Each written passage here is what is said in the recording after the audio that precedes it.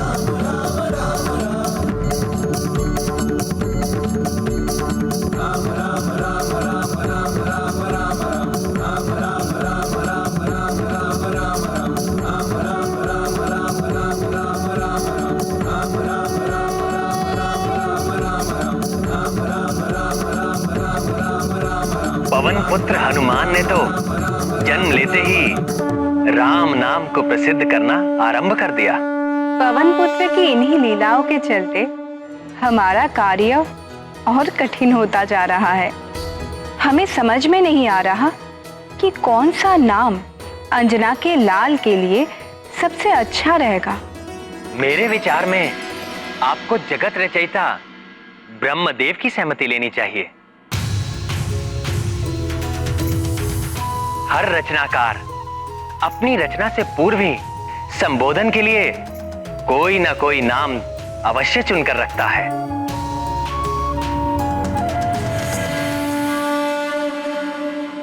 हे विधाता, पवन पुत्र के नाम के विषय में अब आप ही कोई निर्णय कीजिए। आप विद्या और ज्ञान की माता हैं देवी। आप समस्त लोकों में शारदा, वेद माता और जाने कितने ही नामों से विख्यात हैं। पवन पुत्र के नाम के आपसे सुंदर निर्णय भला किसका हो सकता है? अर्थात अब ये निर्णय हम देवियों को ही करना होगा।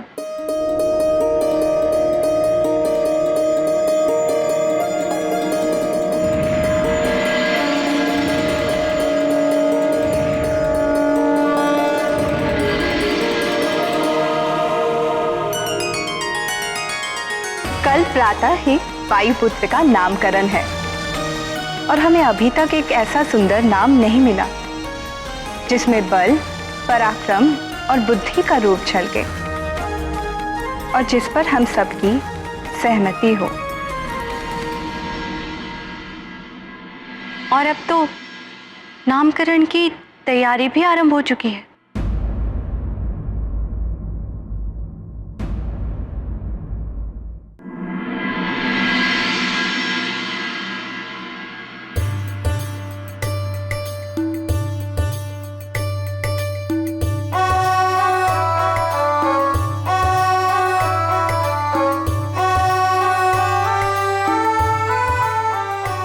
प्रिय, ये देखो मेरे वस्त्र, कैसी लग रही है मेरी धोती? विशेष अंजने के नामकरण के लिए है। अति सुंदर, बहुत जच रही है आप पर।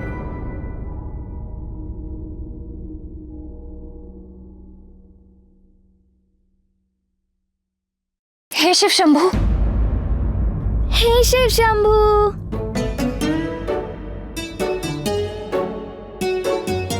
क्या हो गया प्रिय? ये अचानक पंचम स्वर में क्यों बोलने लगी? स्वामी, कल आप ये लाल रंग की धोती नहीं पहन सकते। क्यों प्रिय? क्या पुरुष लाल रंग की धोती नहीं पहनते क्या?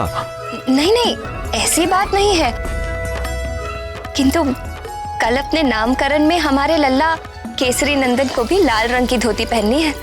तो ठीक ही है ना, पिता और पुत्र दोनों एक ही रंग में सुहाने लगेंगे। आप लाल रंग पहन सकते हैं, किंतु कल नहीं। कल तो हमारे लल्ला का विशेष उत्सव है, इसीलिए केवल और केवल केसरी नंदन ही विशेष लगने चाहिए। और यदि कोई अतिथि लाल रंग की धोती पहनकर आ गया तो? आप लाल रंग की धोती नहीं पहन रहे हैं बस। और हाँ, आपने अपने विवाह में जो धोती पहनी थी वो आप पर बहुत जचती है। आप चाहे तो। मैं लाल रंग की धोती ही पहनूंगा बस। आप लाल धोती नहीं पहनेंगे, नहीं पहनेंगे, नहीं पहनेंगे। मैं केवल लाल रंग की धोती ही पहनूंगा, लाल रंग की।